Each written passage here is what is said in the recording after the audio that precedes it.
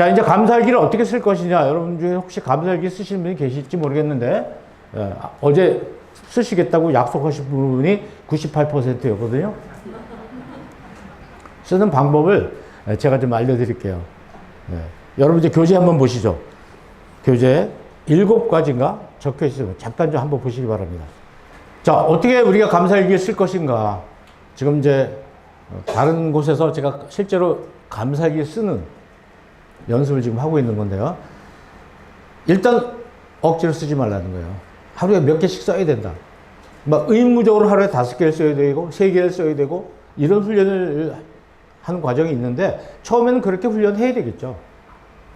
습관되기 위해서. 그러나 어느 순간부터는 그 습관에 매이지 마시고 한 가지 자기가 억지로 쓰지 마세요. 그러니까 우리가 학교 다닐 때 그 그림 일기인가요? 그 일기 얼마나 고생했어요. 두 번째는요, 단 한 개라도 깊이 있게 써라. 그러니까 설명하듯이 내가 이런 일이 있었는데 소위 육하원칙 같이 자세하게 쓰시라는 거예요. 자세하게. 이 제목만 아셔도 굉장히 좋을 거예요. 단 한 개라도 깊이 있게 써라. 예를 들어 하나님께로부터 받은 은혜에 대한 감사일기를 쓴다 그러면 언제 어떤 상황에서 고마웠나, 어떤 점이 고마웠나, 고마움을 어떻게 표현했나, 나가 감사에 대해서 하나님께서는 어떻게 느끼셨을까, 이렇게 구체적으로 쓰시라는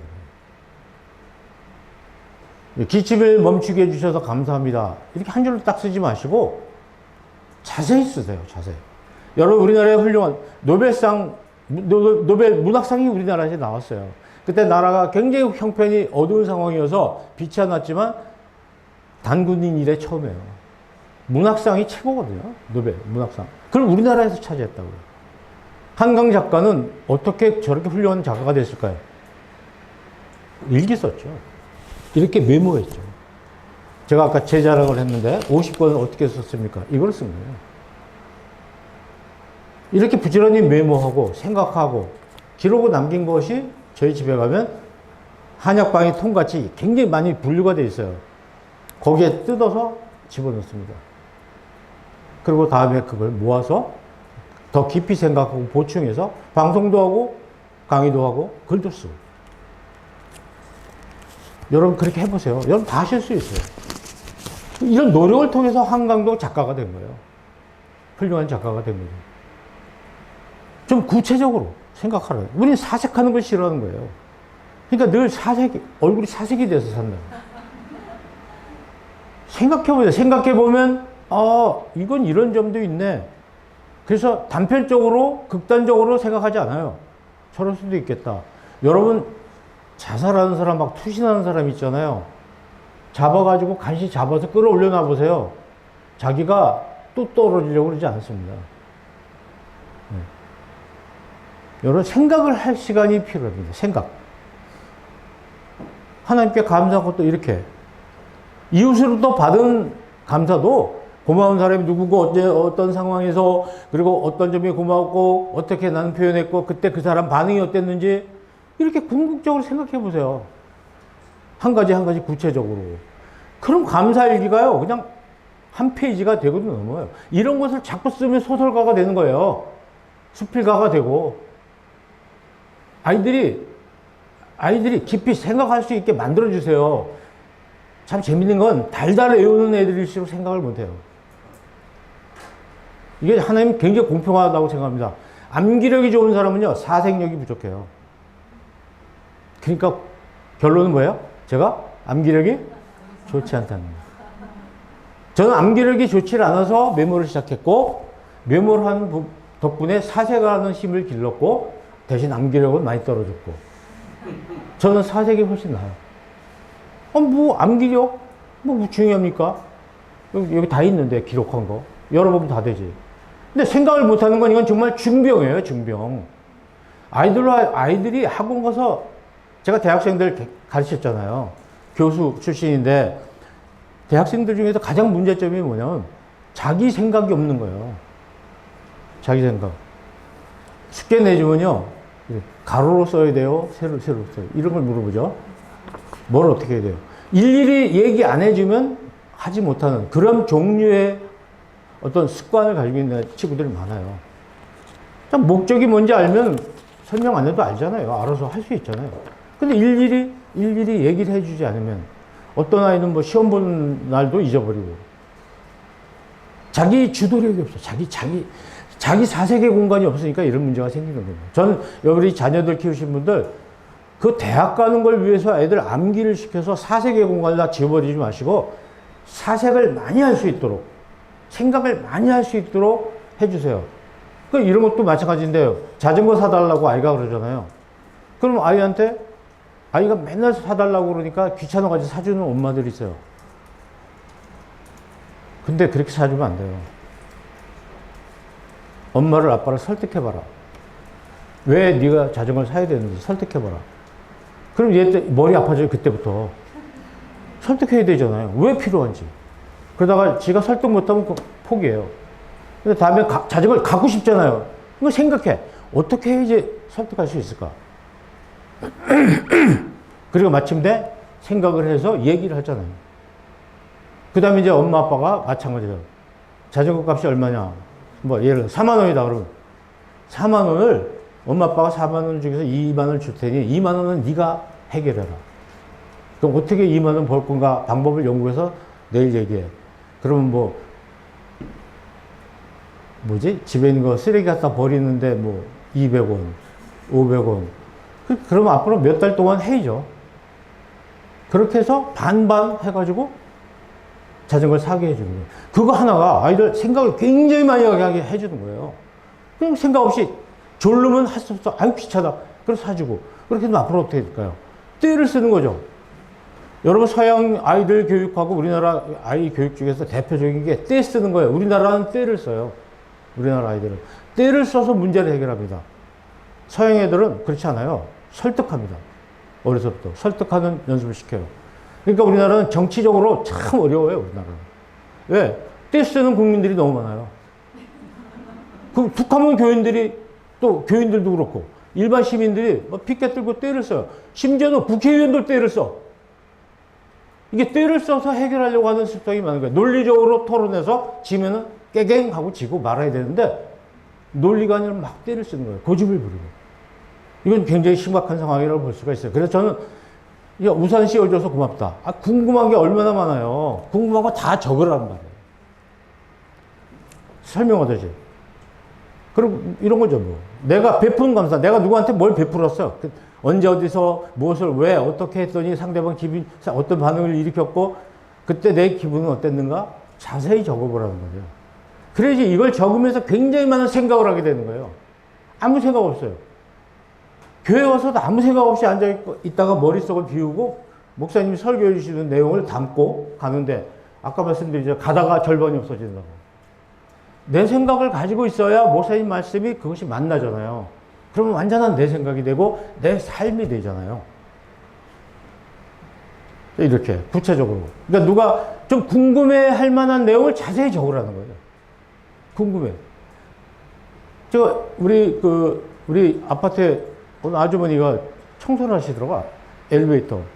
그래서 인사했어요.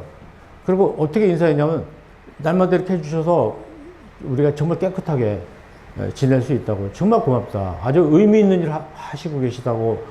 그렇게 인사를 해요.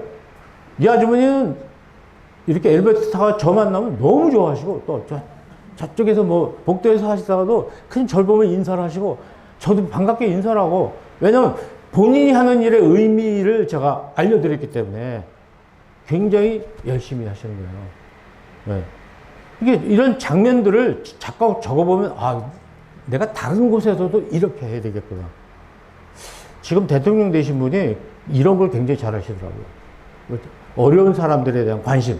우리 교인들이요, 어려운 사람들에 대한 관심을 많이 가지셔야 됩니다. 여기 이제 이 건물도 아마 관리하신 분들이 계시겠죠?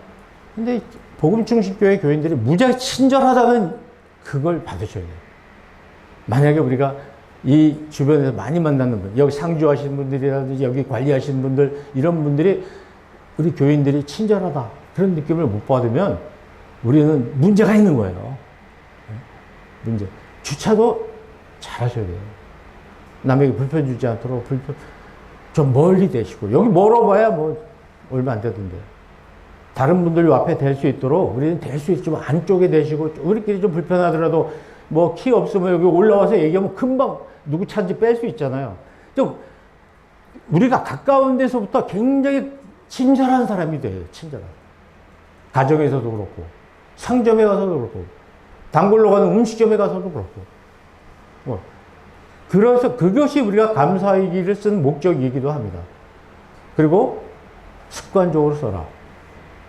그리고 하나님께서 우리들에게 주신 것에 대한 은혜에 대한 감사뿐만 아니라 내가 다른 사람에게 베푼 감사에 대해서도 이야기를 하셔야 됩니다. 그러니까 이제 이런 거죠. 내가 받은 감사, 내가 베푼 감사. 이제 뒤에서 공부할 건데요. 내가 받은 감사, 내가 받은 은혜를 늘 적으세요. 이제 그것만 하지만 내가 오늘 다른 사람에게 베푼 감사가 뭐 있는가? 다른 사람에게 고마워할 일을 한 게 뭐 있는가? 한번 생각해 보시면 좋아요. 근데 이제 이것이 발전되어야 되겠습니다. 우리가 다른 사람에게 베풀지 않으면요, 이 감사는 온전히 나를 위한 감사밖에 안 돼요. 그 중요한 것은 감사일기 내용을 다 가까운 사람들과 공유하라는 거예요. 이게 공유하면 더 커집니다. 그래서 하루 동안 감사한 일, 저는 뭐 집사람하고 이렇게 둘이 사는데, 아이들은 좀 떨어져 사니까, 뭐 오늘 감사한 일이 뭔가 얘기 나눠요. 그리고 오늘 뭐, 그러니까 베푼 게 뭐 있는가, 이렇게 생각하면 부족한 게 있어요. 베풀지 못했다는 게 나타나요. 그럼 이제, 다음날은 이렇게 같이 어디 가서 뭐 하다가 좀 베풀어요. 왜? 저녁에 이거 체크를 해야 되는데, 없거든? 그러니까 조금씩 바뀌는 거예요. 일상이 조금씩 바뀌어나가는 거예요. 아까 말씀드렸죠. 변화가 없는 건 신앙이 아니라니까요. 신앙은 변함이 없는 게 아니라 변하는 게 신앙이에요. 변해야죠. 왜 어제하고 오늘하고 똑같은데 무슨 신앙생활이에요, 그게? 뭔가 달라져야 되잖아요. 네. 그래서 여러분들, 지금 옆에 계신 분, 가까이 계신 분하고 잠깐 말씀 나누는, 오늘 내가 받은 은혜, 감사. 감사거리가 뭐 있는지 하나 얘기하시고, 내가 뭔가 베푼 게 뭔가, 다른 사람에게 베푼 감사가 뭔가 한번 이야기를 나누시기 바랍니다. 짧게 옆에 분하고 시작. 이게 지금 말씀하실 때 제가 보니까 너무 표정이 좋아요. 즐거우신 거예요. 그렇잖아요. 그 기쁨이 온다고 그랬잖아요. 감사하면. 우리가 감사 배터리가 충전이 잘 되면 기뻐요. 이게 행복이지 뭡니까? 기뻐야죠. 이렇게 웃으면서 이렇게 사셔야 되잖아요. 그럼 가족끼리, 가까운 분들끼리 서로 감사하셔야 돼요. 그게 습관이 돼야 돼요. 집에서 감사를 서로 나누고 또 감사거리를 서로 이야기하고 그런 사람들은 밖에 나가면 굉장히 밝고 그들이 볼 때 소망이 있어 보이잖아요. 또 우리 아이들도 마찬가지예요. 집에서 늘 감사하고 이런 거 훈련이 되어 있는 친구들은 학교에서 선생님한테 끝나고 감사하다고 인사하고. 저희 손녀 하나가 제 말을 잘 듣는 아이가 하나 있어요. 그렇다고 나머지가 안 듣는 건 아닌데, 그놈은 특히 감사에 대해서 제 말을 잘 들어요. 학교에서 이렇게 다른 선생님이 오셔가지고 그날 잠깐 수업을 했나 봐요. 초등학교인데. 끝난 다음에 이렇게 복도에 가서 선생님 감사합니다 하고 인사했대요. 그랬더니 그 선생님이 그렇게 고마워하더라는 거예요. 그리고 이제 시간이 지났는데 다음 학기에, 다음 학년에 담임이 됐어요. 각별한 사랑을 받고 삽니다, 지금. 학교를 가고 싶어 죽으려고 그래요. 학교가 너무 재밌잖아요. 왜 재밌어요? 선생님이 이뻐하니까. 그 감사합니다 그 한마디 때문에 얘는 1년을 버는 거예요. 행복한 1년을. 학교 생활. 슬기로운 학교 생활. 뭐 그걸 노리고 한 건 아닙니다만은, 아이가 뭐 그런 거 알겠어요? 자, 이렇게 생각지 않은 복이 옵니다.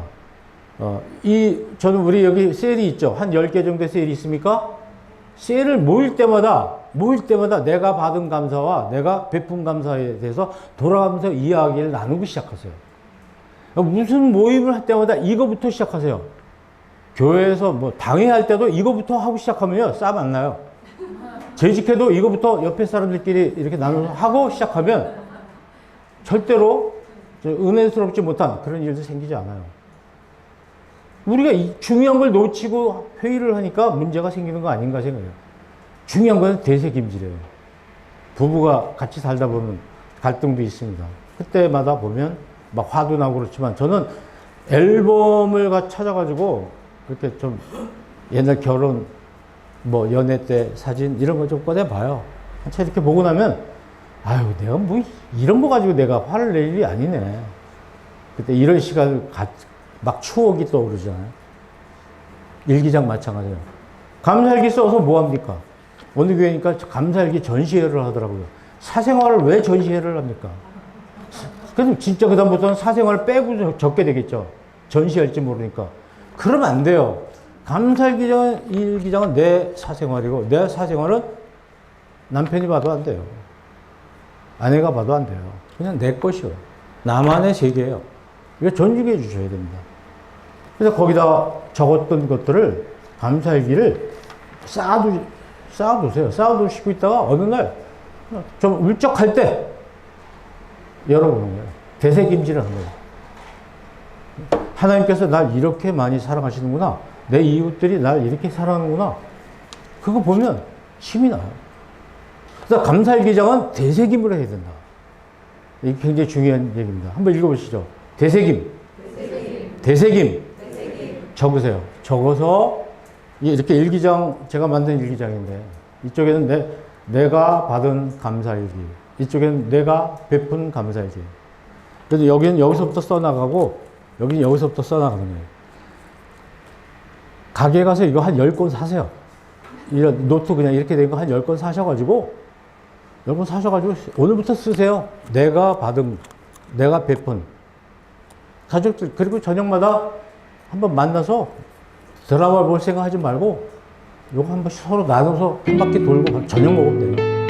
이것이 일상화되면 정말 우리 삶은 굉장히 달라질 것이다. 이런 말씀. 축복의 문 매일 열어둬야 해 삶의 리듬 하나님께 영광 삶 속의 빛 감사 행전이 15조 함께 외쳐 Let's get it 내 심장은 뛰어 하루 10만 번 숨 쉬며 사는 것 그 자체가